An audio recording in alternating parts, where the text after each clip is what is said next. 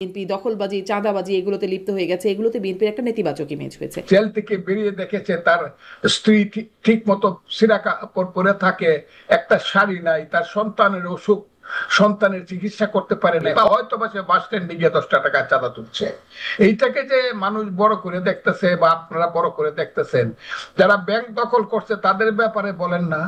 এই জামাতে ইসলাম, জামাতে ইসলাম মানে জামার মধ্যে ইসলাম, মনের মধ্যে না। আজকে আমার যদি যৌবন থাকতো তাহলে 1 বছরের মধ্যে তারা ফল করত। এখন 1 বছরের মধ্যে ফল করবে কিনা জানি না, কিন্তু 2 বছরের মধ্যে ফল করবে তারা। সব মোল্লারা মিল্লা, সব ইসলামিক নামদারি দলগুলা মিলে 10% ভোট যদি পায় সেদিন, তখন তো আল্লাহ বিশ্বাস করতো না। এই জাসদের লোকটা এখন আইসাকে আল্লাহ হয়েছে এবং আমিরুল মুমিনিন হয়েছে। একটা সিটে দাঁড়ায় পাস করুক। টায়ার জ্বালিয়ে বিক্ষোভ প্রদর্শন করছেন মনোনয়ন বঞ্চিতরা। চট্টগ্রামে তো প্রার্থী একজন সহ 2জন গুলিবিদ্ধই হলেন। 8 রাউন্ড 237টা নমিনেশনের 5% জায়গা যদি ধরেন তাহলে তো 12টা 13টা। কিভাবে হলো এই মনোনয়নটা, প্রক্রিয়াটা কি, কিভাবে যোগাযোগ হলো বা কোন পর্যায় থেকে যোগাযোগ হলো এবং চূড়ান্ত হলো? এইবারের মনোনয়নে আমাদের দল বিএনপি দল হিসাবে 3টা ইনকোয়ারি বা ইনভেস্টিগেশন করেছে, সব এলাকাতে 3টা করে। তারপরে সরকারেরও 4টা ইনভেস্টিগেশন, এই 7টা মিলিয়ে ইটনামিটা মনষ্ট গ্রামে আমি যতটুকু জেনেছি তারা দেখতে পেয়েছে সবগুলোতেই আমার ব্যাপারটা একটা নিশ্চিত ভাবে এসেছে। যেমন এমনও এসেছে যে ফজলুর রহমান বিএনপি নেতা হিসাবে 93% এককভাবে হোল্ড করেছে, তার একক জনপ্রিয়তা বিএনপি হিসাবে। এ হইল কথাটা। কাজেই এটা কোনোটাই 87-এর নিচে আসে নাই।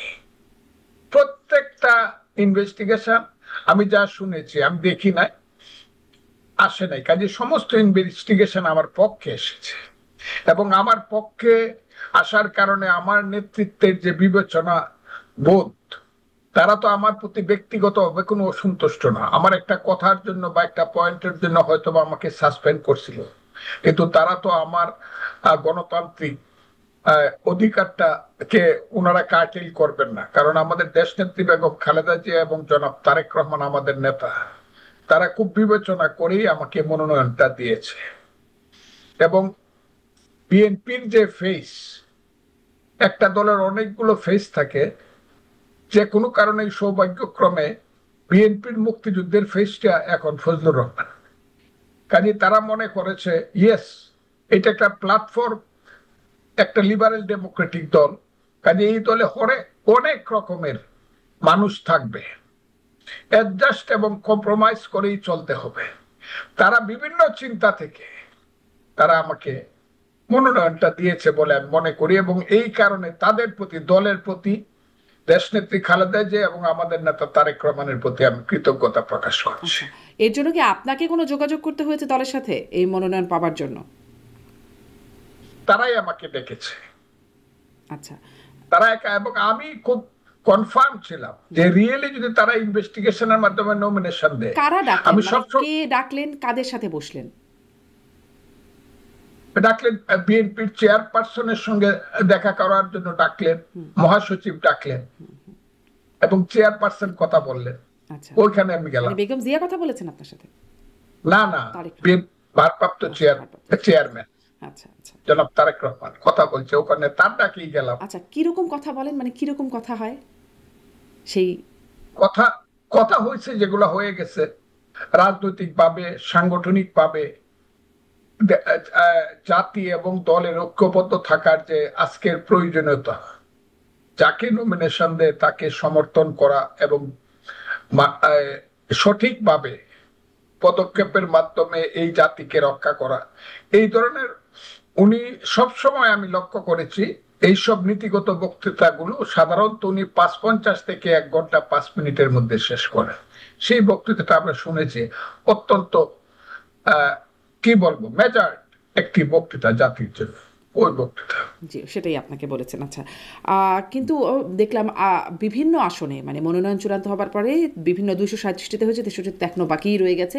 তারপরে বিভিন্ন জায়গায় অবরোধ, টায়ার জ্বালিয়ে বিক্ষোভ প্রদর্শন করছেন মনোনয়ন বঞ্চিতরা। চট্টগ্রামে তো প্রার্থী একজন সহ দুজন গুলিবিদ্ধই হলেন, 8 রাউন্ড গুলি ছোড়া হয়েছে। রাজশাহীতে পুকুরে বিষ দিয়ে মানে প্রতিপক্ষরা এসে বা একই দলের মানুষ 2 কোটি টাকার মাছ নষ্ট হয়েছে এরকম অভিযোগ, এরকম টুকটাক বিভিন্ন জায়গা থেকে কিন্তু খবর আসছে। তারেক রহমান কদিন আগে মনোনয়ন দেবার আগে আবেগঘনভাবে বলেছিলেন, মাকে সামনে রেখে, মার স্যাক্রিফাইসটাকে দেখিয়ে যে আপনারা ঐক্যবদ্ধ থাকবেন, তার সেই নির্দেশনাটা কি কাজে আসছে? হ্যাঁ, কাজে আসছে। কয়টা জায়গা থেকে আপনি বলেন তো দেখি। 237টা নমিনেশন দিছে। 237টা নমিনেশনের 5% জায়গা যদি ধরেন তাহলে তো 12টা-13টা পার্লামেন্ট সিট। কয়টা জায়গা 5% জায়গা তো কিন্তু গন্ডগোল হয় না নমিনেশনের মধ্যে, কারণ যেহেতু এটা নমিনেশনের ব্যাপার, এমপি হওয়ার ব্যাপার, এইখানে এক একটা জায়গাতে 4 জন 5 জন 6 জন করে ক্যান্ডিডেট আছে।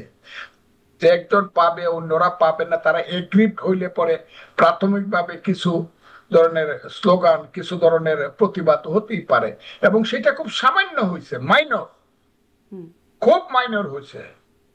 এবং আমি আপনাকে বলতে পারি যে গুলিবিদ্ধ হয়ে গেলেন, এটাও কি মাইনর? 2 জন ব্যক্তি গুলিবিদ্ধ হয়ে এখনো হাসপাতালে আছে। কেন গুলিবিদ্ধ হয়েছে এটা এখনো পরিষ্কার না, যে নিজেদের দলের কোনো গন্ডগোলে হয়েছে। অনেকেই মনে করছে প্রতিপক্ষ যারা আছে নিজেদের মধ্যে না, প্রতিদ্বন্দ্বী দল যারা আছে তাদের মধ্যে থেকে চক্রান্তমূলক ভাবে কেউ এই কাজটা করছে। এটা হলো সবাই মনে, এখন তো ইট ইজ নট ক্লিয়ার কে গুলি করছে। আচ্ছা আচ্ছা, কিন্তু খবর যেটি আসছে যে বিএনপির অপরপক্ষের কাছ থেকে, যাই হোক, এটি আমি আপনাকে ডিভিশন ধরে বলতে পারি। আচ্ছা, 2-1টা ডিভিশনে 1-2টা এলাকাতে হয়েছে, কোথাও কোনো টু শব্দ হয়। আচ্ছা, আমি আমার জেলা বলতে পারি 4টা নমিনেশন হয়েছে, 6টার মধ্যে 4 মিনিটের জন্য কোনো স্লোগান হয় না বিরুদ্ধে, সব মেনে নিছে। বাকি যে আসনগুলো আছে অ্যাডভোকেট ফজলুর রহমান, যে 63টি আসন আছে, সেখানে মির্জা ফখরুল ইসলাম আলমগীর বলছিলেন মনোনয়ন ঘোষণার আগে যে শরিকদের বা আন্দোলনে যারা জোটসঙ্গী ছিল তাদের মনোনয়ন দেখে পরে এটি চূড়ান্ত করা হবে, মানে শরিকদের জন্য খালি রাখার একটা আয়োজন এর মধ্যে আছে। শরিকদের কাউকে মনোনয়ন বা এই আসনগুলোতে দেয়া হলে বিএনপির কর্মীদের মধ্যে আসলে কেমন প্রতিক্রিয়া হবে বলে মনে করছেন, বা কেমন হবে? তারা কি আসলে সেই শরিকদের জন্য কাজ করবেন বা প্রার্থীদের পক্ষে কাজ করবেন? এটি একটা প্রশ্ন। কারণ ধরেন কয়েকটা উদাহরণ, যেসব জায়গায় আগে থেকে গ্রিন সিগন্যাল আছে, যেমন নুরুল হক নূরকে তার আসনে গ্রিন সিগন্যাল, ঝিনাইদহে রাশেদকে গ্রিন সিগন্যাল, জুনায়েদ সাকি, আমদালিব রহমান, যারা গ্রিন সিগন্যাল পাচ্ছেন, এর মধ্যে দেখলাম জুনায়েদ সাকির আসনে তাকে বিএনপির কর্মীরা ঝাড়ু মিছিল করেছে তার বিরুদ্ধে, তাকে নাস্তিক আখ্যায়িত করে। তারপরে দেখলাম নুরুল হক নূর বেশ আগেই তার আসনে বিএনপি কর্মীরা তাকে রাস্তা অবরোধ করে রেখেছিল, সেনাবাহিনী পুলিশ অনেক কিছু হয়েছে, সেখানে গেছে, তারপর তাকে যেতে সহায়তা করেছে। আমদালিব রহমান পার্থের কর্মীর উপরে বিএনপির কর্মীদের আক্রমণের ঘটনা তিনিই বলেছেন, নিজেই বলেছেন, মানে এরকম ঘটনা তো দেখছি। তাহলে যখন মনোনয়নটা দেয়া হবে বা যদি দেয়া হয়, তাহলে কর্মীরা কি তাদের পক্ষে কাজ করবেন? বাস্তবতাটা কি এরকম? আমি আপনাকে একটা কথা বলি, এটা তো কোনো স্ট্যাচু না, দলটা তো কোনো ভাস্কর্য না যেটা নড়াচড়া করবে না, শুধু দাঁড়ায় থাকবে সুন্দর হইয়া। প্রতিক্রিয়া তো হবেই, এবং অন্য দলের নেতাদেরকে নমিনেশন দিলে কিছু প্রতিক্রিয়া হবে না সেটা আমি মনে করি না। নির্বাচন কমিশন ব্যাপারটাকে আরো কঠিন করে তুলেছে। কি কঠিন করেছে? নির্বাচন কমিশন আইন করেছে, আরপিইউতে করেছে যে অন্য দলের যদি কেউ দাঁড়ায় নিজের মার্কা নিয়ে দাঁড়াতে হবে। জোটের কেউ দাঁড়ালে যার যার মার্কা, এটা যদি ধানের শীষ মার্কা নিয়ে দাঁড়াতে পারতো তাহলে এতটা প্রতিবাদ হইলেও কোনো লাভ হতো না। কিন্তু যার যার মার্কা নিয়ে দাঁড়ালে কিছু প্রতিবাদ তো হতে পারে, এটা তো আমি অস্বীকার করবো না, কারণ এটা তো আমরা তো কোনো ভাস্কর্য না, দলটা তো যে স্ট্যাচুর মতো দাঁড়ায় তা তো না। দলের কর্মীদের অ্যাকশন রিঅ্যাকশন হবে, এবং নেতৃত্বের যে ইনফ্লুয়েন্স আছে, সবচেয়ে বড় কথা আমাদের দলের যে মূল নেত্রী, যিনি দেশনেত্রী বেগম খালেদা জিয়া, নিজেই 3টা সিট থেকে দাঁড়িয়েছে। উনি আল্লাহর রহমতে এখন পর্যন্ত আমার মনে হয় 3টা সিট থেকে দাঁড়িয়েছেন, মানে উনি ইলেকশন করার মতো একটা পজিশনে আসছেন শারীরিকভাবে। উনি সুস্থ থাকলে, উনি শুধু একটা চেয়ারে বসে থাকলে এইসব গন্ডগোলে কিছুই পাবে না। মানুষ যদি দেখে দেশনেত্রী বেগম খালেদা জিয়া সুস্থ, তাহলে দলের মধ্যে এইসবে কোনো কিছু হবে না, সব মেনে নিবে। তার মানে এটা আমি মনে করি, মানে যাকেই নমিনেশন দেয়া হবে তিনি দলের বাইরে শরিক দলের হলেও আসলে তাদেরকে মেনে নেবে, কর্মীরা তাদের পক্ষে কাজ করবে, তাই হবে। আচ্ছা, আপনি সেটি মনে করছেন। আপনি বলছিলেন দলীয় চেয়ারপারসন বেগম খালেদা জিয়া তিনি ৩টি আসনে না, নির্বাচিত। তারেক রহমান সাহেবের সেই ইনফ্লুয়েন্স আছে দলের উপরে, সে তার সেই হাত আছে, সেই যোগ্যতা সম্পন্ন নেতৃত্ব ওনার আছে। আচ্ছা, কিন্তু তারপরেও বিএনপি তারেক, ঘটনা কিছু যেগুলো ঘটে যাচ্ছে, যে তা গোলাগুলি। তো ঘটতেই পারে, তা তো ঘটতেই পারে। ভাইয়ে ভাইয়ে যখন সম্পত্তি ভাগ হয়, পিতা না থাকলে পরে আপন ভাই, দেখা যায় গন্ডগোল হচ্ছে, কিন্তু তারপরে আবার ভাই ভাই আবার একসাথে হয়। সব জায়গায় তাই হবে। বড় দল এটা, এই দলের নমিনেশন পাইলেই পাশের সম্ভাবনা উজ্জ্বল। কাজে কে চায় না এমপি হতে, এই হলো ব্যাপারটা। জি, কিন্তু এই যে এতদিন ধরে বিএনপির বিরুদ্ধে যেই বিষয়গুলো এসেছে, যার সত্যতাও আছে, বিএনপি দখলবাজি, চাঁদাবাজি এগুলোতে লিপ্ত হয়ে গেছে, এগুলোতে বিএনপির একটা নেতিবাচক ইমেজ হয়েছে। এখন এটি যখন আবার আসছে যে এই সংঘর্ষগুলোকে কেন্দ্র করে, এখন তো কেবল শুরু, সামনে হয়তো আরও হবে এই আশঙ্কা করা হচ্ছে, তাতে নির্বাচনে কি বিএনপি ক্ষতিগ্রস্ত হবে কিনা এই বিষয়গুলোর প্রভাবে? আমি আপনাকে বলছি যে যে কোনো মহামানব হইলে পরেও তার বিরুদ্ধেও কিছু লোক থাকে। আমাদের যে ইসলামের নবী, দিনের নবী হযরত মুহাম্মদ সাল্লাল্লাহু আলাইহি সাল্লামের বিরুদ্ধে তার জীবিতকালীন সময়েই অনেক লোক ছিল যাদেরকে উনি চিহ্নিত করছেন মুনাফেক হিসাবে। তারাও মুসলমানই ছিল, কিন্তু মুনাফেক মুসলমান। পৃথিবীতে কোন নেতৃত্বের বিরুদ্ধে কেউ থাকবে না, এটা যদি মনে করেন রাজনীতি তো হইলো মানে এইটা কন্ট্রাডিকশনের ব্যাপার। কন্ট্রাডিকশন না হলে রাজনীতি আগাবে কি? প্লাস মাইনাস না হইলে রাজনীতি আগাবে কি করে? দুইটা বিদ্যুতের তার যদি প্লাস এবং মাইনাস না হয়, তাহলে এখান থেকে তো আলো হবে না, চলবে না। কাজে এটা হইতে পারে কিছু ধরনের স্লোগান, পাল্টা স্লোগান হবে, কিন্তু এতে তারপরে এটার আপনারা মধ্যে একটা, সার্বিকভাবে ক্ষতিগ্রস্ত হবেন না বলে মনে করছেন? মানে আপনি আমি একটা তো কথা বললেন না যে বিএনপি এখন প্রতীক পেলেই বা নমিনেশন পেলেই জয়ের সম্ভাবনা উজ্জ্বল। এই বিষয়টা ছিল যখন আমরা ২৪-এর নির্বাচন, আমিটামি যাকে বলা হয়, নির্বাচন দেখলাম, তখন আওয়ামী লীগের নমিনেশন নৌকা পেলেই সে জিতবে, বা ধরুন তার আগে স্থানীয় নির্বাচন যখন হলো তখনও এরকম নৌকা প্রতীক পেলেই জিতবে বলে নৌকার ভিতরেই তখন একটা গন্ডগোল শুরু হয়ে গেলো এবং ব্যাপক সহিংসতার ঘটনা ঘটেছিল। মানে সেরকম কিছুর আশঙ্কা দেখেন কিনা?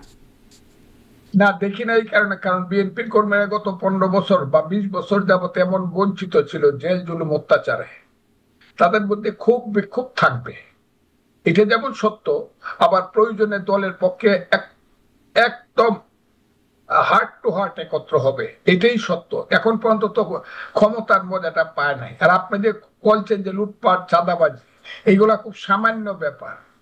আমি সব সময় বলি, বিএনপির একটা কর্মী যখন 3 বছর জেল খেটে জেল থেকে বেরিয়ে দেখেছে তার স্ত্রী ঠিক মতো সিরা কাপড় পরে থাকে, একটা শাড়ি নাই, তার সন্তানের অসুখ, সন্তানের চিকিৎসা করতে পারে নাই, হয়তো বা সে 10,000 টাকা কারো কাছ থেকে নিচ্ছে, আমি কথাটা বলি, বা হয়তো বা সে বাস স্ট্যান্ডে গিয়ে 10 টাকা চাঁদা তুলছে। এইটাকে যে মানুষ বড় করে দেখতেছে বা আপনারা বড় করে দেখতেছেন, যারা ব্যাংক দখল করছে তাদের ব্যাপারে বলেন না? এই যে সুফি সাদি লোকজন, হ্যাঁ, শুধু জামা পরে, মাথায় টুপি, মুখে দাড়ি, গায়ে সাদা পোশাক, জামাতে ইসলাম। জামাতে ইসলাম মানে জামার মধ্যে ইসলাম, মনের মধ্যে না। এরা যে ব্যাংক ট্যাঙ্ক লুট করে ফেলতেছে, প্রতিষ্ঠান লুট করে ফেলতেছে। শুধু রাজশাহীতে একটা 13,000 কোটি টাকার প্রতিষ্ঠান দখল করছে, সমস্ত বিএনপি লুট করে তো বাংলাদেশে 1300 কোটি টাকা লুট করে বলে আমার জানা নাই। কোথাও থেকে কেউ 10 কোটি টাকা চাঁদা নিয়ে গেছে এরকম জানা নাই। ওই একটা বাস স্ট্যান্ডে গিয়ে কইছে টাকা হইতে পারে। এবং এরা আস্তে আস্তে এদেরকে বহিষ্কারও করা হয়েছে। তারেক রহমান যার সম্পর্কে শুনছে তাকেই বহিষ্কার করে দিচ্ছে যে, এবং আমার ধারণা আলটিমেটলি এটা ঠিক হয়ে যাবে। এটা এতে ওই যে ভোটের উপরে প্রভাব পড়বে। যদি প্রভাব পড়ে দেন না ভোটটা, তাহলে জামাত আসে না কেন? ভোটটা চাইলেই কেন বলে পিআর লাগবে, ডিআর লাগবে, সিআর লাগবে, সিএস লাগবে। মুসলমান হিসাবে আমরা একটা বিয়া করছি, আরো 3টা বিয়া করার না দিলে আমরা ইলেকশনে যাব না, এগুলা করে কেন? ইলেকশনে আসুক না। বিএনপির জনপ্রিয়তা নাই, তা অন্যরা ইলেকশনে আসতে চায় না কেন? জি, আপনি মনে করছেন কথাটা বুঝছেন? জি জি, স্পষ্ট। হ্যাঁ, এরা ইলেকশনে আসে, তাই এরা জানে যে ইলেকশন হইলে বিএনপি মিনিমাম 2/3 সিট পাবে, মিনিমাম, আরো বেশি পাবে একাই। জি, মানে এর ধারণাটা তো সেরকমই ছিল, আগেও বিভিন্ন জরিপ বা মানুষের যে ছিল না, এখনো আছে, এখনো আছে, আপনি কিন্তু ভোট হলে কিন্তু দেখবেন। কিন্তু এই যে বিশ্ববিদ্যালয়ে যে কেন্দ্রীয় সংসদ নির্বাচনগুলো হলো, তাতে কিছুটা এই এই জায়গায় একটা প্রশ্নবোধক তৈরি হয়েছে কিনা, মানে মানুষ যেখানে নিশ্চিত ছিল এটাই হবে, কিন্তু সেখানে একটা প্রশ্নবোধক যে আসলেই কি হবে, এরকম একটা তৈরি হচ্ছে কিনা। কারণ কোনো না, মানুষের কোনো মধ্যেও যে মানে বিশ্ববিদ্যালয়ের কোনো ঢাকা নির্বাচনে বিএনপি ভালো করতে পারে না, ছাত্র ঢাকা দল করতে পেরেছে। বিশ্ববিদ্যালয়ে ইলেকশনটা হয়েছিল সময় 2 4 5 7 দিন একটা স্পুলিং এর মতো স্পার্ক করছে। আরে বাবা, ইসলামী ছাত্র শিবির ঢাকা বিশ্ববিদ্যালয়ে জিতে ফেলছে। এখন কিন্তু সবাই জানে তারা 2 নম্বরই করে দিচ্ছে, নীলক্ষেত থেকে ব্যালট বাক্স ছাপাই দিচ্ছে, ব্যালট পেপার ছাপাই দিচ্ছে, এটা সবাই জানে। আর প্রশাসন, ভাইস চ্যান্সেলর থেকে ধরিয়া এই যত প্রক্টর থেকে ধরে সব প্রশাসন হলো তাদের পক্ষে। তো এই একই বিষয় আপনি বলছেন, মানে এই অভিযোগটা কি জাকসু, রাকসু, চাকসু সবগুলোর ক্ষেত্রেই? সব ব্যাপারে এই জায়গাগুলো তারা খুব কূটকৌশল করে, কৌশলও বলবো না, এটাকে বলবো আমি অপকৌশল এবং কূটকৌশল করে দখল করছে। যখন ছাত্রলীগাররা এই ইউনিভার্সিটি গুলা দখল করেছিল, সব গিয়া টাকা পয়সা দিয়া হোক, হাতে পায়ে ধরিয়া হোক, এপিজিং করে হোক, ছাত্রলীগটাকে তারা প্রথম ওখানে ছাত্রলীগটাকে ছায়া হিসাবে, ছাতা হিসাবে রাখিয়া এর নিচে তারা বড় হয়েছে গত 15 তো বছর। এই একই ঘটনা, এই একই আপনি যেটাকে কূটকৌশল বলছেন, কোটানকোট, সেই কূটকৌশলটা জাতীয় নির্বাচনেও হবে না। যেখানে ছাত্রলীগকে ছায়া হিসেবে রেখেছে, এখানে আওয়ামী লীগকে ছায়া হিসেবে রাখবে না, তার নিশ্চয়তা কি? আওয়ামী লীগকে ছায়া হিসাবে রাখলেও যতই রাখুক আওয়ামী লীগকে, আওয়ামী লীগের ভোট, আমি আওয়ামী লীগ করছি 36 বছর, ছাত্রলীগ আওয়ামী লীগ মিলে। আমি আওয়ামী লীগের এমপি ছিলাম, সেন্ট্রাল এক্সিকিউটিভ মেম্বার ছিলাম, ছাত্রলীগের প্রেসিডেন্ট সেক্রেটারি ছিলাম কেন্দ্রের। আওয়ামী লীগের ভোট, ওই যে যারা রাজাকারের ছেলে টেলে যারা আছে, এরা ভোট দিব জামাতকে। আর আওয়ামী লীগ যেহেতু মুক্তিযুদ্ধের পক্ষের দল, সমস্ত দোষ ত্রুটি থাকা সত্ত্বেও উভয়ের, আওয়ামী লীগের ভোটটা হয় সেন্টারে আসবে না, 1 নম্বর। কারণ যদি আওয়ামী লীগ ইলেকশন করতে না পারে, তাহলে তাদের নেতৃত্ব সিদ্ধান্ত দিয়ে দিবে কেউ সেন্টারে যাবে হ্যাঁ, না। বয়কটের নির্দেশিত মধ্যে দিয়েছে শেখ হাসিনা। হ্যাঁ, দিয়ে দিছে, কাজে আসবে না।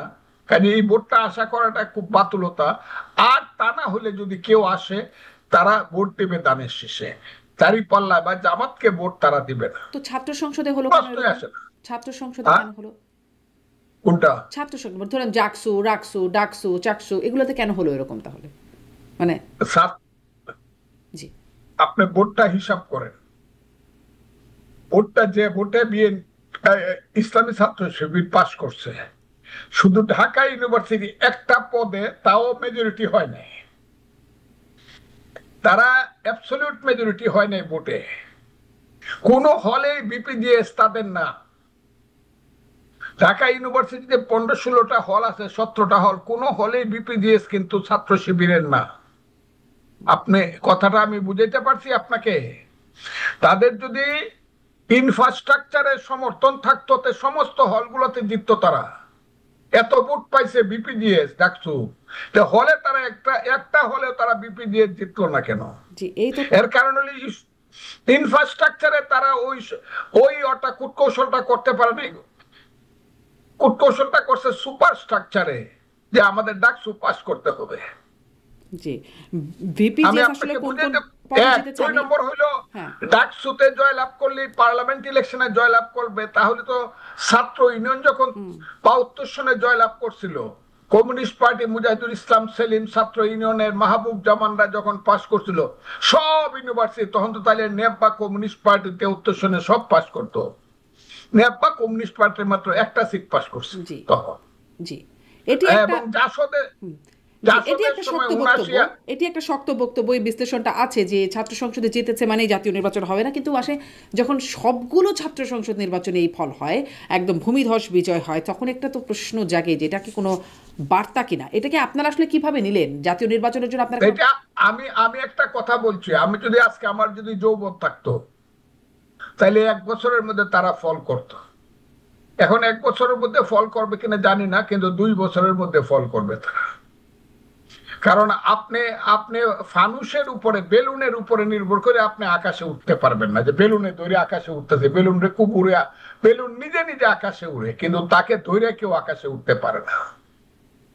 আমি আপনাকে খুব ক্লিয়ারলি বলি, ফানুস বা বেলুনের মতো আদর্শের উপরে দাঁড়ায়, মধ্যযুগীয় বর্বর আদর্শের উপরে দাঁড়ায় কেউ এই দেশে বেশি দিন, মুক্তিযুদ্ধের বাংলাদেশে বেশি দিন টিকতে পারবে না। কথাটা খুব ক্লিয়ার। মানুষ বুঝে ফেলতে, মানুষ বুঝতে বুঝতেই শেখ হাসিনা এমন ভাবে জিনিসটাকে আচ্ছন্ন করে রাখছিল, এমন ভাবে প্রচ্ছন্ন করে রাখছিল, মানুষ বুঝার আগেই দেখা গেছে শিবির পাশে। কারণ এরা তো 15 বছর যাবত এই কাজটা করছে, এবং সিটে, পার্লামেন্ট সিটেও কাজ করছে। কিন্তু পার্লামেন্ট সিটে আমি চ্যালেঞ্জ করলাম, 10% ভোট পাইতে সবাই মিল্লা, সব মোল্লারা মিল্লা, সব ইসলামিক নামদারি দলগুলা মিলে 10% ভোট যদি পায়, সেদিন আমার জিজ্ঞাসা করেন যে ফজলুর রহমান এটা কেন বলছিলেন আপনি? ইলেকশন করুক না, করে না কেন? মানুষ এখন এবং এটা বুঝে ফেলছে। প্রথম যখন 5ই আগস্ট হয়েছে, 2 মাস পর্যন্ত আমিরে জামাতকে বলছে কি আমিরুল মুমিনিন, উনি হলেন আমিরুল মুমিনিন ডাক্তার শফিকুর রহমান। পরে ফজলুর রহমানের মতো হতবাগারা যখন বলছে আমিরুল মুমিনিন রে কিন্তু আমি চিনি রে, উনি কিন্তু সাদা দাড়ি আর যত দেখাইতেছে সাদা চুল, উনি কিন্তু আমার 10 বছরের ছোট। আমি ফজলুর রহমানের, আমার জন্ম 48-এ, উনার জন্ম কিন্তু 58-তে। আমার কথাটা খুব বোঝাচ্ছে। উনি মাহমুদুর রহমান মান্নাদের কর্মী। আমি গিয়া মাহমুদুর রহমান মান্নার আমি পাশাপাশি বক্তৃতা করছি, তখন দেখছি ইন্টারমিডিয়েটে পরে দৌড়াদৌড়ি করে। জাসদ ছাত্রলীগ করতো, জাসদ ছাত্রলীগ করতে সময় there is no God, no God. তখন তো আল্লাহ বিশ্বাস করতো না। এই জাসদের লোকটা এখন আইসাকে আল্লাহ হয়েছে এবং আমিরুল মুমিনিন হয়েছে। একটা সিটে দাঁড়ায় পাস করুক। আমি যখন বলছি এই 71-কে যারা অস্বীকার করো, 71-এ কোনো যুদ্ধ ছিল না, মুক্তিযুদ্ধ ছিল না, 71 ছিল ভাইয়ে ভাইয়ে ঝগড়া, এবং ইন্ডিয়া লাগাইছিল। 71-এ মুক্তিযুদ্ধ হয় নাই, মুক্তিযুদ্ধ হয়েছে 47 আর 24। তোমরা যারা বলো এই রাজাকার আলবদরের বাচ্চারা, খুব সাবধান। যেদিন থেকে ফজলুর রহমান বলা শুরু করছে, এখন তাদের ফেস গুলা মানুষের সামনে উদ্ভাসিত হয়েছে। ও এরা হইলো ওই সেই গোলাম আজম, সেই টিক্কা খান, যে গোলাম আজম টিক্কা খানের পায়ে ধরে বলছিল হুজুর আপনি কোনো চিন্তা করবেন না, আমরা সব ঠিক করে দিব। আলবদর রাজাকার সৃষ্টি করে 30 লক্ষ লোককে হত্যা করতে যারা সহযোগিতা করেছিল, 2 লক্ষ মা বোনের ইজ্জত যারা ধ্বংস করতে সহযোগিতা করেছিল, শত শত বুদ্ধিজীবী মুনির চৌধুরী থেকে ধরে আলিম চৌধুরী থেকে ধরে গ্যাসুদ্দিন থেকে সেই দলের সাথে আপনার দল জোট করেছে, ক্ষমতায় গিয়েছে, তাদেরকে মন্ত্রিত্ব দিয়েছে। এখন সেই অভিযোগগুলো করলে এটা আওয়ামী লীগও গেছে 86 সনে, এগুলো আওয়ামী লীগ এখন এই দাবি করছে না, আপনারা এখন মানে তাদের বিরুদ্ধে অভিযোগ করছেন। এই অভিযোগগুলো তখনও ছিল, কারণ এটা 71-এর ঘটনা। আপনারা 2001-এ তাদের সাথে জোট করে ক্ষমতায় গিয়ে একদম মন্ত্রিত্ব পর্যন্ত, মানে বিএনপি দিয়েছে আমি বলছি। তো এখন এসে যখন এই অভিযোগ বলেন, তখন আসলে এরকমটা হয়ে যায় না, যখন কাজে লেগেছে তখন বন্ধু হয়েছে, এখন কাজে নাই, এখন এই অভিযোগগুলোকে আবার সামনে নিয়ে আসছেন। সম্রাট শাহজাহানের যখন শক্তি ছিল, তখন আওরঙ্গজেব তার কাছে গিয়ে মাথা নত করে দাঁড়াইছে দাক্ষিণাত্যের হিসাবে। কিন্তু আওরঙ্গজেব যখন মনে করছে রাষ্ট্র ক্ষমতা আমাকে পাইতে হবে, তখন সম্রাট বাপরে বন্দি করছে, ভাইদেরকে হত্যা করছে। রাষ্ট্র ক্ষমতা কিন্তু সেই জিনিস। ওই 2001 সনে আমার সঙ্গে তার মিল হয়েছিল বলেই 2025 সনেও তার সঙ্গে আমার মিল রেখে চলতে হবে, যেখানে আমরা বুঝতেছি সে তার অরিজিনালটা ভুলে নাই, সে 71-কে ভুলে নাই। আমরা কি সেই জায়গাতে যাব? আমরা তো শহীদ জিয়ার দল না, সে শহীদ জিয়ার দলে গিয়েছিল। মানে স্বাধীনতা বিরোধীটা আসলে আসলে এটা একটা রাজনৈতিক টার্ম হয়ে দাঁড়িয়েছে। যে 2001 সালে যখন ওই আওরঙ্গজেবার ঘটনা বলছিলেন, যখন দরকার ছিল রাষ্ট্র ক্ষমতার জন্য তখন গেছেন, এখন দরকার নাই, এই জন্য এখন ওই বিষয় টার্মটাকে ক্যাশ করছেন। এখন আমি আপনাকে বলি, তারা যখন তাদের রূপে আত্মপ্রকাশ করছে 2001 সনে, কিন্তু তারা তাদের রূপে আত্মপ্রকাশ করে নাই। তারা বলে নাই যে 71 ভুল ছিল, মানে 71-এর ইতিহাস তখন স্বাধীনতা বিরোধী ছিল। কিন্তু 71-কে অস্বীকার করে এরকম স্পষ্ট ভাবে যেটাকে পূর্ব পাকিস্তান বা বাংলাস্তান বানাবো, আমরা কি শুধু একটা আন্দোলন করছি একটা ইলেকশন করার জন্য? 5ই আগস্টের পরে যারা শুরু করলো, যারা মুক্তিযুদ্ধ করছিল অস্ত্র হাতে নিয়ে, তারা আল্লাহর কাছে মাপ চাও। তখন তাদের আসল রূপটা বাইরে আসছে, তখন থেকে এই দেশের মানুষ সাবধান হয়েছে, এবং সাবধান করতে গিয়ে এইসব ফজলুর রহমানদের মতো হতভাগাদের মৃত্যুর ঝুঁকি নিতে হয়েছে। এখন সব পরিষ্কার বাংলাদেশে, যে আলবদর রাজাকারের ভবিষ্যৎ বংশধরকে ভোট দেওয়া যাবে না, করে দেখে ভোটটা খুব ক্লিয়ার। আচ্ছা, এটা হবে না। হ্যাঁ, বিএনপি তাদের সাথে করছে, আওয়ামী লীগও করছে, প্লাস মাইনাস করতে, পলিটিক্সটা তখন ক্লিয়ার ছিল না। There must be clear politics. যে পলিটিক্সটা জামাত শুরু করছে, পলিটিক্সটা একটাই তো সেই এখানে 71-এই প্রিন্সিপাল। ক্লিয়ার হয়ে গিয়েছিল। যদি সেইটাই যদি ভিত্তি হয় তাহলে তো ক্লিয়ারই তো ছিল। মানে বরং তখন না, এটা তখন clear যাদেরকে ছিল আপনারা না। মন্ত্রিত্ব দিয়েছেন তাদের বিরুদ্ধে সরাসরি যুদ্ধাপরাধের অভিযোগ ছিল। ছিল, কিন্তু জিনিসটা হলো এখন যেটাতে জামাত নিজেরাই আনছে, 71 ঠিক ছিল না বেঠিক ছিল, সঠিক ছিল না বেঠিক ছিল, কথাটা খুব বোঝার চেষ্টা করেন। 71 যারা মানে তারা একদিকে থাকবে, 71 সঠিক ছিল। 71 যারা মানে না তারা আরেক দিকে থাকবে। আমরা হইলাম 71 সঠিক ছিল সেটার পক্ষে। জি, এখন আপনাদের এই অবস্থান, মানে 2001 সালে অবস্থান ভিন্ন হলেও এখন এই অবস্থান। এবং এই অবস্থান না থাকলে পরে বাংলাদেশ থাকবে না, বাঙালি জাতিসত্তা থাকবে, কিন্তু বাঙালির জাতিরাষ্ট্র থাকবে না। আমি আপনাকে বলে দিলাম, বাঙালির কোনোদিন রাষ্ট্র ছিল না, বাঙালি জাতিসত্তা ছিল। সেই পাল বংশের আমল থেকে, পুণ্ডবর্ধন থেকে ধরিয়া এখন থেকে কত বছর, সরি, সপ্তম শতাব্দীর থেকে ধরিয়া আজকে 1800 বছর যাবত বাঙালির কোন রাষ্ট্র ব্যবস্থা ছিল, রাষ্ট্র ছিল না। যেমন ইসরায়েল রাষ্ট্র হয়েছে, ইহুদিদের কোন রাষ্ট্র ছিল না, মহাযুদ্ধের পরে রাষ্ট্র হয়েছে। ঠিক বাঙালির কোন রাষ্ট্র ছিল না, বাঙালি জাতি ছিল। সেই যে জাতি রাষ্ট্রটা আমরা সৃষ্টি করছি, সেটা আমাদের ওই যে পূর্বপুরুষরা রক্ত দিছে, আর বড় কথা নাই বা বললাম। সেই আমাদের সেই উসমান খাঁ, বোখাইনগরের উসমান খাঁ, সেই আমাদের ব্রিটিশের বিরুদ্ধে যুদ্ধ করা প্রথম ব্যক্তি, ফকির মজনু শাহ, সেই যুদ্ধ করা রংপুরের নুরুল দিন, যারা রক্ত দিয়ে পদ্মা মেঘনা যমুনার পানি লাল করেছে, সেই তিতুমির সূর্য সেন। এবং মডার্ন পলিটিক্সে আইসা দেখা গেল আমাদের সেই নেতারা, দেশবন্ধু চিত্তরঞ্জন দাস, শেরে বাংলা একে ফজলুল হক, হুসেন শহীদ সোহরাওয়ার্দী, নেতাজি সুভাষ বোস, মৌলানা আব্দুল হামিদ খান ভাসানী, বঙ্গবন্ধু শেখ মুজিবুর রহমান, এই যে বাঙালি জাতিসত্তাকে আস্তে আস্তে এর মধ্যে একটা ভুল হয়েছে। 47 সনে বাঙালি জাতিসত্তাকে দুই ভাগ করে বাঙালি জাতিসত্তা ধ্বংস করার সাংঘাতিক বড় বাজে পদক্ষেপ নিয়েছিল গান্ধী এবং জিন্নাহ। কারণ তারা মনে করছিল বাঙালিরা যদি এক থাকে, বাংলা যদি এক থাকে, কলিকাতা যদি এক থাকে, তাইলে এরা শাসন করব ভারতবর্ষ। বহু চক্রান্ত করে বাংলাকে ভাগ করছে, বাংলা ভাষাকে ভাগ করছে, বাংলা সংস্কৃতিকে ভাগ করছে। 40 কোটি মানুষ আমরা বাঙালি জাতি, সারা পৃথিবীতে আমাদের অবস্থান হলো 4 নম্বরে, সেই 5 নম্বরে। সেই বাঙালি জাতি আমরা যুদ্ধ করছি, যুদ্ধ করে করে রক্ত ঢালছি ব্রিটিশ আমলে। আমাদের মায়েরা বোনেরা নীল সাহেবদের অত্যাচারে খেতে খেতে ছড়া বলেছে, ছেলে ঘুমালো, পাড়া জোড়ালো, বর্গি এলো দেশ। সেই ক্ষুদিরামের মতো 17 বছরের শিশুরা একবার বিদায় দে মা ঘুরে আসি বলে ফাঁসির মঞ্চে গেছে। সেই চট্টগ্রামের একজন স্কুল মাস্টার, সূর্য সেনের মতো লোকেরা পাহাড়ে গিয়ে যুদ্ধ করছে। সুভাষের মতো একজন ব্যক্তি দেশ থেকে দেশান্তরিয়া বিশ্বকে কাঁপায়া দিয়া। অ্যাডভোকেট ফজলুর রহমান, আপনি খুবই দারুণ করে আসলে বলছেন, কথাগুলো অনেকক্ষণ ধরে শোনার মতো। আপনার যে উপস্থাপন, এই ইতিহাসটা আবার এক একজন এক এক রকমভাবে উপস্থাপন করে, এবং সবচেয়ে মানে যেটি বলার মতো বিষয় সেটা হচ্ছে যে এই ইতিহাসে সে 47 থেকে 2025 সাল পর্যন্ত যদি কোনো ভুল করে থাকেন, যদি কারো মনে কষ্ট দিয়ে থাকে, তার জন্য জামায়াত ইসলামের আমির নিঃশর্ত ক্ষমা চেয়েছেন সবার কাছে। সেটিকে কি মানে সেই ক্ষমাটাকে আপনারা আমলে নিচ্ছেন কিনা? আমি একটা কথা বলি, পৃথিবীতে কোন রাজনৈতিক দল যদি সবচেয়ে বেশি মিথ্যা কথা বলে, ফজরের নামাজ পড়া থেকে মিথ্যা কথা বলা শুরু করে, আর রাত্রে ঘুমানোর পর্যন্ত যে মিথ্যা কথা, যে দল মিথ্যুক, আমি মিথ্যাবাদী যে দলটা বলবো, সেই দলটার নাম হলো জামাত ইসলাম।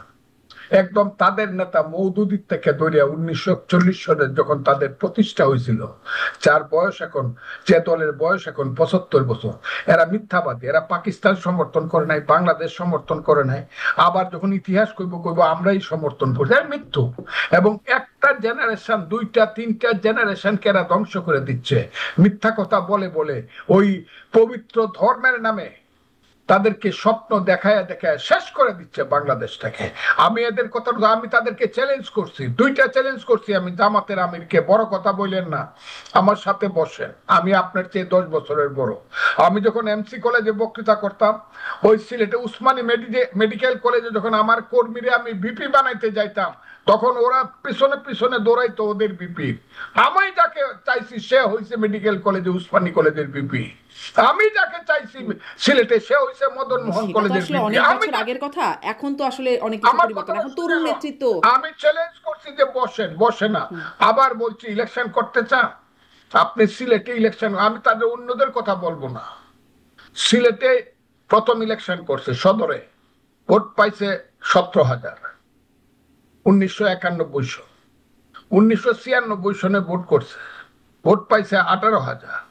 2001 সনে ভোট করছে দাঁড়িপাল্লা লইয়া, ভোট পাইছে তার এলাকাতে কোলাউড়াতে 11,000।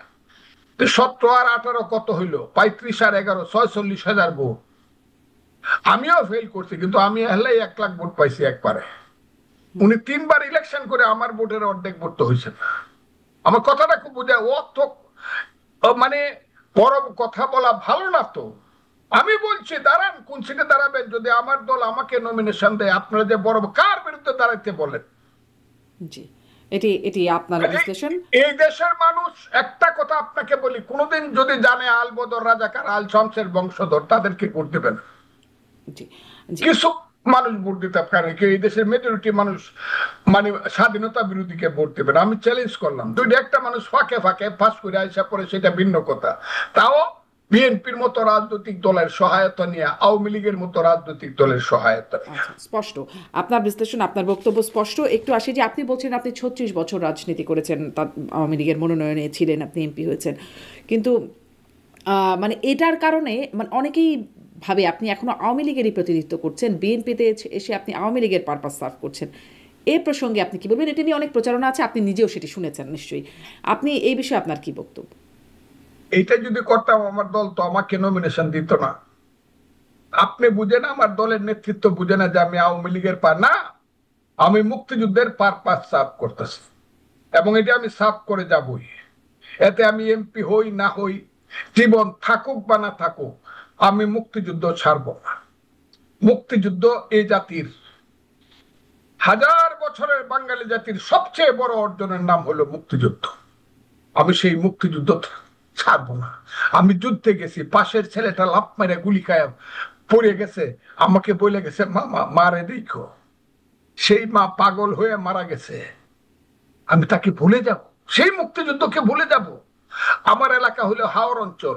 হাওর অঞ্চলে একটা ছেলে হচ্ছে বীরুত্তম জগৎজ্যোতি দাস, ওই আজমেরিগঞ্জের জলছুকা নামক একটা জায়গাতে যুদ্ধ হয়েছিল পাক বাহিনীর দ্বারা। যখন তারা ঘেরাও হয়ে গেছে, তখন সে তার সমস্ত, সে ছিল কমান্ডার, 50-1 বলতো তোরা যা, আমি কাভারিং ফায়ার দিয়ে আটকায় রাখি পাকিস্তানি বাহিনীকে, তোরা পাইছে যা, আমার মৃত্যু হবে। শেষ গুলিটি পর্যন্ত করার পরে সে পাক বাহিনীর গুলিতে, হানাদার বাহিনীর গুলিতে আজমেরিগঞ্জে মারা গেল। তার লাশটা বট গাছে টাঙ্গায় লইল, পয়চা পয়চা পড়ছে। আমি সেই জগৎজ্যোতি দাসের মুক্তিযুদ্ধকে ভুলে যাব? আমি মহাপাপী হব না? আমি ওই যে 7 লক্ষ মানুষ মরছে, শুধু শরণার্থী ক্যাম্পে 7 লক্ষ মানুষ মরছে, শিশু নারী, আমি সব ভুলে যাব? আমার সব ভুলে দিতে হবে? কেন ভুলে যাবো আমি? আপনার মানে আমার মুক্তিযুদ্ধের চেয়ে যদি উন্নত কেউ দেখাইতে পারে, তাকে তাহলে আমি মুক্তিযুদ্ধের ব্যাপারে চিন্তা করব। এখন পর্যন্ত বাঙালি জাতি বনে মুক্তিযুদ্ধের মতো ইতিহাসের গৌরব আর কোনোদিন আসবে না। অ্যাডভোকেট ফজলুর রহমান, অনেক ধন্যবাদ। কিন্তু এই যে ধরেন মাদারীপুর 1 আসনে একটি প্রার্থিতা বাতিল হয়েছে, একজনের, মাদারীপুর 1 আসনের কামাল জামান মোল্লারের প্রার্থিতা স্থগিত হয়েছে, এবং দেখা যাচ্ছে তিনি তার বক্তব্যে জয় বাংলা বলে ফেলেছেন স্লোগান, এবং এটিও একটা আলোচনা এসেছে যে তিনি আসলে জয় বাংলার পারপাস সার্ভ করছেন, জয় বাংলা স্লোগান দেওয়ার কারণে তার মানে এই অবস্থা হলো। এবং কেন যে প্রার্থিতা বাতিল হয়েছে এটি কোনো স্পষ্ট ব্যাখ্যা আসলে দলের পক্ষ থেকে আসে নাই।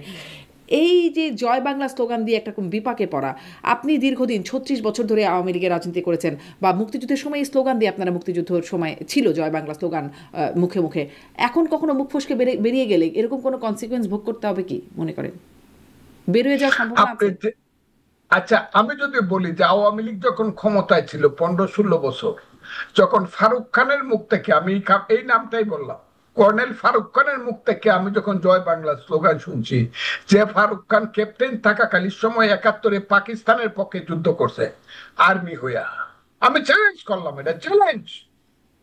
তাইলে ফারুক খান জয় বাংলা স্লোগান দিয়ে তো জয় বাংলা স্লোগানটাকে অপবিত্র করে ফেলছে। সালমান রহমানরা স্লোগান দিছে, ব্যাংক লুটেরারা যারা 36,000 কোটি টাকা লুট করছে এসালমরা জয় বাংলা স্লোগান দিছে, কত রাজাকারের ছেলেরা জয় বাংলা স্লোগান দিছে। এটা তো আওয়ামী লীগের একটা মানুষ মনে করে জয় বাংলা স্লোগানটা মানে লুটপাটের একটা, ওই মানুষকে গুম করার জন্য স্লোগানটা দেওয়া হয়েছে।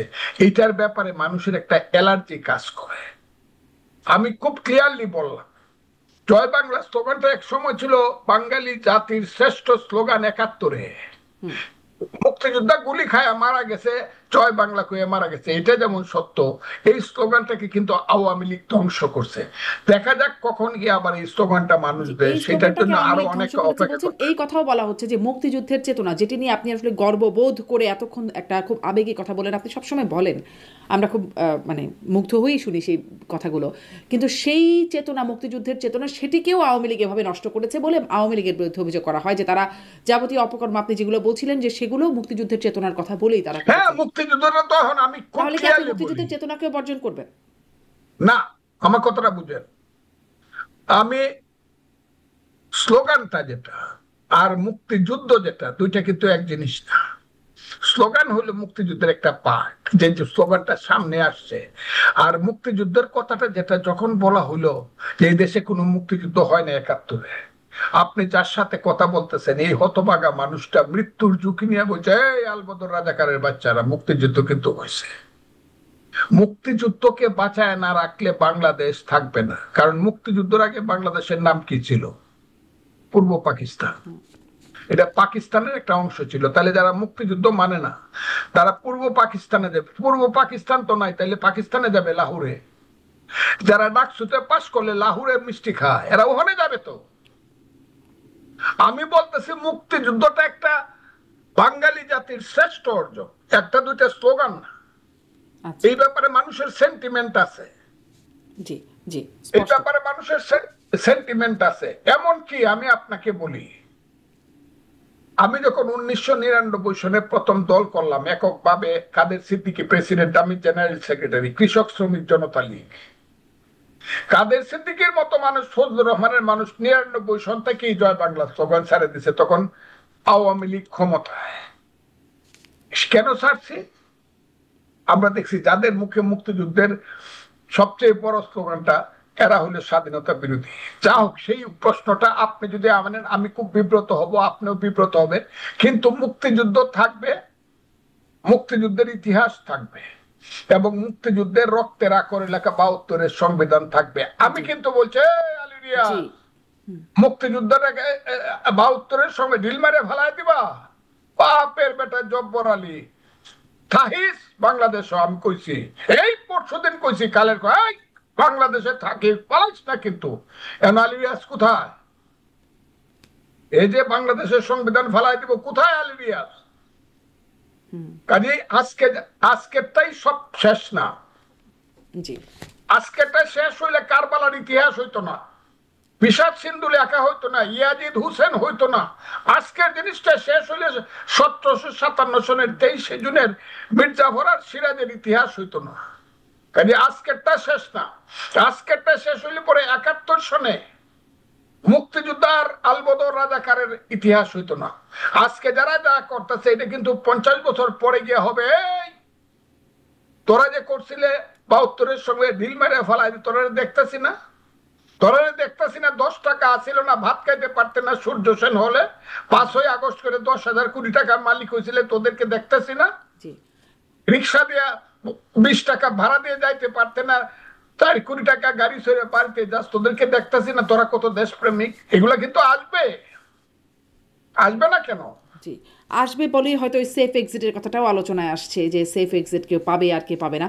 যাই হোক, সেই প্রসঙ্গ থেকে না এসে আমি এই প্রসঙ্গ একটু বদলাই। তবে এই জন্যই প্রশ্নটা করছিলাম যে জয় বাংলা স্লোগান যাদের মুখে এসেছে সেখান থেকে একটা অ্যালার্জি তৈরি হয়েছে, তাদের মুখে এই ঠিক স্লোগানটাকে তারা তাদের মুখেই ঠিক মুক্তিযুদ্ধের চেতনার কথা এসেছে। এই জন্যই বলছিলাম যে সেই চেতনাতেও কি একটা অ্যালার্জি তৈরি হয়ে গেল কিনা।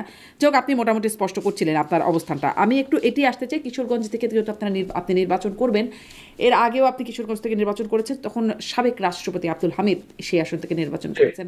তার ওনার সঙ্গে আমার 3 বার ইলেকশন হয়েছে, আমি 2 বার পাস করছি, আবার ভোটটা একবার উনি পাস করছে। আচ্ছা, আমি 2 বার পাস করছি। একবার একবার পাস করছি গামছা মার্কা নিয়ে। আরে সারা বাংলাদেশে আপনি নির্বাচনে 1996 সনের ভোটটা গণায়া হামিদ সাহেব যদি আমার চেয়ে 5,000 ভোট কম না থাকে, জীবনে কোনোদিন পলিটিক্স করবো না। আমার ভোটটা অষ্টগ্রামের হাওরে পানির মাঝে ফালায় দিয়া উনি 23 ঘন্টা পরে ইলেকশনে এসে আমাকে আগে ঘোষণা করছে টেলিভিশনে যে আমি 5,200 ভোট বেশি পাইয়া পাস করছে। এগুলা কয়ে লাভ নেই, এগুলা বহুত আগের কথা। জি, এবং 2008 সনে যখন ইলেকশন আমি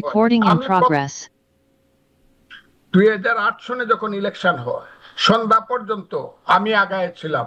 এবং ঢাকা ডিভিশনে যে ইলেকশনটা হয়েছে 2008 সনে, ঢাকা ডিভিশনে আমার আর হামিদ সাহেবের ভোটটা এইরকম কাছাকাছি হয়েছে, কিন্তু সন্ধ্যার পরে দেখা গেল আমি সামান্য ভোটে ফেল করে গেছে। এইটাও সবাই জানে, ওটাতে আমি পাস করছিলাম। কাজে এটা কথা না, আমি ইলেকশন করছি, আমার রিজাল্ট গুলা দেখেন। আমার কপাল ভালো না, একবার করছি স্বতন্ত্র, একবার করছি গামছা লইয়া, একবার করছি ধানের শেষ লিয়া, যখন ধানের শেষে কেউ ভোট দেয় না, ধানের শেষের ভোট 29 এসে দাঁড়াইছে, সেই সময় আমি ধানের শীষে ভোট করছি।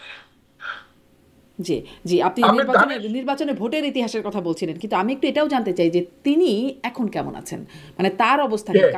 আমি আব্দুল হামিদের কথা জিজ্ঞেস, আপনার আসনের একজন ব্যক্তি, সাবেক এমপি, আপনার প্রতিদ্বন্দ্বী রাষ্ট্রপতি, হ্যাঁ, সাবেক রাষ্ট্রপতি, হ্যাঁ, তিনি এখন কেমন আছেন তাকে নিয়ে মাঝখানে খুব অবস্থা তৈরি হলো, মানে তাকে ঘিরেই আসলে তার অবস্থান। তিনি দেশের বাইরে চলে গেলেন, পালিয়ে গেলেন বলে বলা হলো, এবং তারপরে ফিরে আসলেন।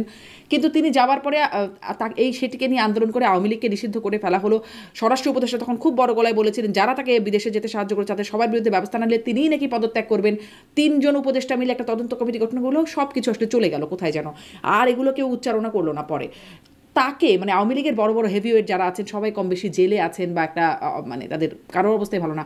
আব্দুল হামিদকে প্রোটোকল আসলে কে দিচ্ছেন জানেন? যে স্বরাষ্ট্র উপদেষ্টা এগুলা বলে, এগুলা ফজলুর রহমানের মতো হতবাগারে যুদ্ধ করছিল বলে বাঙালির ছেলে লেফটেন্যান্ট জেনারেল হয়েছে।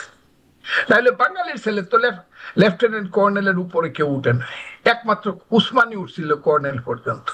বাঙালির ছেলে যখন গন্ডায় গন্ডায় জেনারেল, শয়ে শয়ে মেজর জেনারেল, ব্রিগেডিয়ার জেনারেল, তো আমরা যুদ্ধ করছিলাম, বাংলাদেশ হয়েছিল। এইগুলো কি বলেন যারা পদত্যাগ করবো, এই করবো, এই করবো, এরা কি জেনারেল? আমি আপনাকে বলি, ওরা জানেই না। আমি কিন্তু বলি নাই কথাটা, আমি বলছি হামিদ সাহেব বিদেশে গেছে এবং উনি আসবে কেন? কারণ উনার মস্ত বড় সাপোর্ট আছে জামাতের মধ্যে। জামাত উনাকে শেল্টার দিচ্ছে, কারণ উনার শ্বশুর বাড়ির শাশুড়িরা থেকে দরিয়া তার শালারা সব জামাত করে, এবং তার আপন শালা যে মেজ কর্নেল জেহাদ খান, সে এবার করিমগঞ্জ তারাইলের ক্যান্ডিডেট, তার আপন শালা। কিন্তু আপনি কি আমার কথাটা বুঝতে পারছেন? তার যে শাশুড়ির আপন ছোট বোন জামাতের এমপি ছিল এবং জামাতের মহিলা নেত্রী ছিলেন, তার আপন খালা শাশুড়ি, মানে তার শাশুড়ির বোন গোলাম আজমের বিয়াই, নিজামের বিয়াই। কাজী গোলাম আজমের ছেলে হামিদ সাহেবকে বিদেশে পাঠানোর জন্য তদবির করছে, আর গোলাম আজমের ছেলে যেখানে তদবির করে, জামাত যেখানে তো শেল্টার দেয়, সেইখানে আর কারো কিছু করার থাকে না। ইউনূস সাহেব আছে সুপার স্ট্রাকচারে, ইউনূস সাহেবকে টিকায় রাখছে এখন পর্যন্ত জামাত। কাজী জামাতের পক্ষপুটে বা জামাতের অনুগ্রহে উনি বেঁচে আছেন, উনি আছেন, উনি ধরাও পড়তেছেন না কিছু না, অনুগ্রহে বেঁচে আছেন এবং উনি থাকবেন। আমি চাই না গোলাম আজমের ছেলে নিজে বলছে যে হামিদ সাহেবের শালা আমার কাছে আসলো জেহাদ, আয়সা আমাকে বললো যে আমাদের দুলাভাই তো মারা যাবে। আমি দল হিসাবে তো তাকে সমর্থন করি না, কিন্তু মানবতা হিসাবে, আত্মীয় হিসাবে তারা তো আমার আত্মীয় লাগে। আপনি ওর গোলাম আজম সাহেবের ছেলের সাক্ষাৎকারটা পড়েন না। গোলাম আজম সাহেবের ছেলে যাকে যা চায় বাংলাদেশে তাই হবে, কারণ জামাত যা চায় এটা হলো, জামাত এখন বকলম এই দেশে ক্ষমতায় আছে, এগুলা কইলে নিজের উপরে থুতু দিতে ইচ্ছা করে। আচ্ছা, তার মানে কথাটা বুঝছেন? আব্দুল আমার হালিমকে সব সময়, আমি রাত্রে ঘুমাবার সময় মনে করি কি করলাম ভাই, গাজীর গীত গায়া 5 শিকা কামাই করলাম 1.5 টাকা খায়া। আমি সব সময় নিজের মনে মনে বলি, আমি যদি এক খালি বিরোধিতা করতাম, এটা বড় কথা হয়ে যায়, আল্লাহ আল্লাহ হবে। একদিন খালি বিরোধিতা করতাম, তারপরের দিন 10,000 মানুষ বিরোধিতা করতো যে জামাত যে আন্দোলনের পিছনে আছে ভ্যানগার্ড বলে। আমি তো জানতামই না যে জামাত এই আন্দোলনের পিছনে আছে, এই ধরনের চক্রান্ত করবে এটা জানলে যাইতাম নাকি? এটাতে যাইতাম না তো। বিএনপি তো আন্দোলন করছে গণতন্ত্রের জন্য, এক দফায় এক দাবি, শেখ হাসিনা কবে যাবি। শেখ হাসিনা 14 সনে ইলেকশনে বিএনপি কে দেয়নি, 18 সনে দিনের ভোট ট্রাইতে করে ফেলছে, 24 সনে আমির আমির ভোট করছে। তা আমরা কি বসে থাকবো? আমরা চাইছি শেখ হাসিনা যাক, একটা গণতান্ত্রিক ভোটের মাধ্যমে মেজরিটি পার্টির কাছে ক্ষমতা আসুক। আমরা তো করছি এই আন্দোলন তারেক রহমানের নেতৃত্বে, বিএনপির নেতৃত্বে। এইটার পিছনে যে জামাত এবং ওই ছেলে পেলেরা যে বলবে 47 আর 24 হলো মুক্তিযুদ্ধ আর 71 হলো গন্ডগোল, এটা তো বুঝতাম না। আমি তো নিজের জীবনে এত বড় অবুঝ না, কিন্তু আমি বুঝতে যদি পারি না না বুঝতেন, যদি মানে যদি বুঝতেন, বুঝলে যদি না যাইতেন আপনারা, তাহলে কি এই গণঅভ্যুত্থানটা এভাবে হতো? মানে এই পরিণতি প্রশ্নই আসে না। বিএনপি না গেলে ওই যে 136 জন লোক একদিনে মারা গেছে যাত্রাবাড়িতে, এর মধ্যে মিনিমাম 130 জন লোক হইলো বিএনপি। তাহলে কি শেখ হাসিনার পতন হতো? না, হইতো না। বিএনপি না গেলে কি করে পতন হইতো? মানুষ কোত্থেকে আসতো? জি, তাহলে কি সেই কনসিকুয়েন্সটাও আপনাদের জন্য ভালো ছিল? মানে আপনি বলছেন যে আপনি যদি জানতেন যেতেন না, মানে শেখ হাসিনা থাকলেও আপনি আসলে মানে জামাত আন্দোলনে গেছে বলে না, আমি শেখ হাসিনার বিরুদ্ধে গণতান্ত্রিক আন্দোলন করতাম। সেইভাবে আমি মানুষকে বলে দিতাম যারা বাংলাদেশ মানবে না বা মানতে চায় না তাদের সাথে নাই, আমরা গণতান্ত্রিক আন্দোলন করতেছি হাসিনাকে সরাইবে, এবং তাকে সরাইতাম। আজ না পারি কাল, কাল না পারি পরশু।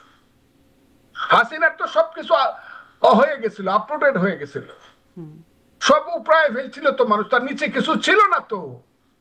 ছাত্রলীগ দখল করে ফেলছিল, এটা ছিল ছাত্র শিবির ছিল, শিবির লীগ হয়ে গেছিল, ছাত্রলীগটা হয়ে গেছিল শিবির লীগ, যেটা মূল শক্তি। কি ছিল শেখ হাসিনা? তার দলের বেশিরভাগ লোকজন ছিল হাইব্রিড, যারা জীবনে কোনো আওয়ামী লীগের আ বলে নাই, জয় বাংলার জ বলে নাই, শেখ মুজিবের ম বলে নাই। তারা হয়ে গেছিল সেই পার্টির মালিক। শুধু উপরে ছিল সুপার স্ট্রাকচারে শেখ হাসিনা সহ তার পরিবার, আর উবাদুর যে কালি মাকা লোকজন, কয়েকজন মন্ত্রী, 50 জন মন্ত্রী ছিল। আমি বলছিলাম 3.5 জন মুক্তিযোদ্ধা আছে। এই মন্ত্রী সবাই 3.5 জন ছিল মুক্তিযোদ্ধা। আমি বলছিলাম আমার কথাটা কেউ নড়াইতে পারে নাই। বলছে ফজলুর রহমানের কথাটা নড়াইলে বিপদ আছে, তাইলে এটা 3 জনে আইসা পড়। তাহলে সেখানে জামাত ছিল, এমন একটি গণঅভ্যুত্থান হয়েছে, সেখানে আপনারা ছিলেন, এই জন্য আপনারা অনুতপ্ত।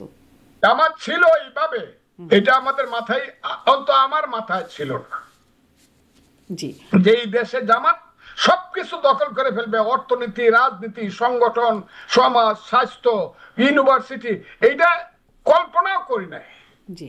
এখন এই যে আপনি যেটি বলছিলেন, যেই অবস্থা, বর্তমান অবস্থা যেভাবে বিশ্লেষণ করছিলেন, জামাতই এখন আসলে ক্ষমতায় আছে বলে আপনার আমি মনে করি জামাত চায় না বলে ইলেকশন হয় না। জি, জামাত চায় না বলে ইলেকশন হয় না। এখন আমরা দেখলাম আপনাদের হাইকমান্ড একদম সর্বোচ্চ মহল তারেক রহমান, তিনি বলছেন যে জনমনের প্রশ্ন, মানে তিনিও এই প্রশ্নটার কথা বলছেন যে নির্বাচন হবে তো, মানে এই প্রশ্নটার কথা, এমন তো হবার কথা ছিল না, তিনি বলছেন।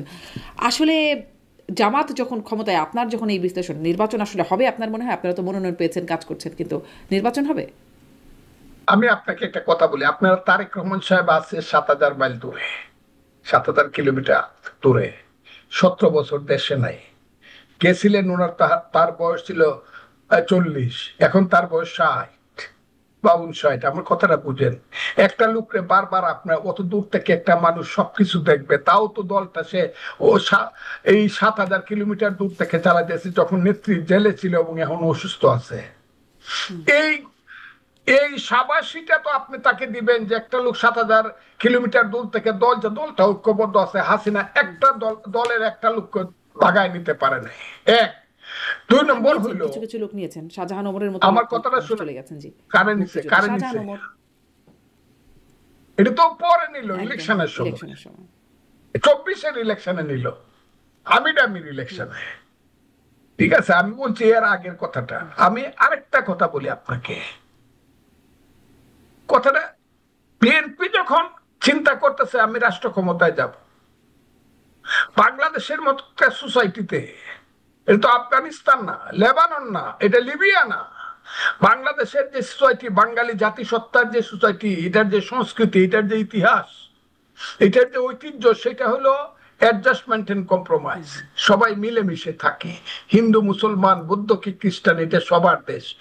আমার কাজে অ্যাডজাস্টমেন্ট কম্প্রোমাইজ তারেক রহমান সাহেব করে দেখতেছে দেশটাকে একটা উত্তরণের পথে নেওয়া যায় কিনা ইলেকশনের মাধ্যমে। আপনারা এই জিনিসটা লক্ষ্য করে, এটা তারেক রহমান সাহেব দেখতেছে যে এই দেশটাকে একটা ভোট হইলে পরে যেটা হইতে পারে, এইসব অনির্বাচিত লোকজন, এইসব আলী রিয়াজ মার্কা আমেরিকার লোকজন, বিদেশি লোকজনকে বাদ দিয়া দেশের অন্তত মানুষের কাছে, রাজনীতিবিদদের হাতে রাষ্ট্র ক্ষমতাটা আসবে। তখন আপনি বিপদে পড়লে ওই লোকটাকে গিয়ে বলতে পারেন, ভাই আপনি তো আমাদের এমপি সাহেব, আপনি দেশে তো এত খারাপ কাজ হইতো, এখন তো কাউকে আপনি বলতে পারেন না। রাজনীতিবিদরা দেশ যত খারাপ চালাক, অরাজনীতিবিদদের চেয়ে, অনির্বাচিত লোকদের চেয়ে অনেক ভালো চলবে। এই চেষ্টাটা তারেক রহমান সাহেব করতেছে, এবং চেষ্টা করে ফেইলও করতে পারে। কারণ যেখানে সমস্ত চক্রান্ত, সর্বঙ্গে ব্যথা, ঔষধ দেব কোথা, হঠাৎ করে শোনা যায় সেন্ট মার্টিন দ্বীপ নিয়ে গেছে গা, হঠাৎ করে শোনা যায় করিডোর দিয়ে দিছে, হঠাৎ করে শোনা যায় চট্টগ্রাম বন্দর নাই, হঠাৎ করে শোনা যায় আরে বাবা রে রংপুর ডিভিশন লয়ে গেছে গা ইন্ডিয়া। আমার কথা, তারেক রহমানের চেষ্টাটার আপনি প্রশংসা করছেন, বলছেন ফেলও করতে পারে। ফেল করলে আপনারা কি করবেন? অ্যাডজাস্টমেন্ট কম্প্রোমাইজ করার একটা চেষ্টা করে সবাইকে নিয়ে, সবাই মানে নট আওয়ামী লীগ, সবাইকে নিয়ে একটা চলা যায় কিনা, এটা একটা প্রসেস অফ ইলেকশন। ওই কারণে কিছু কম্প্রোমাইজ উনি করতেছে না তা না, অ্যাডজাস্টমেন্ট করতেছে না, করবার চেষ্টা করতেছে। কারণ বিএনপি একটা বড় দল, ধীরে চলে। জি জি, একটু জিজ্ঞাসা করি, আপনার কি মনে হয়, এক লাইনে জানতে চাই, নির্বাচনটা ফেব্রুয়ারিতে হবে?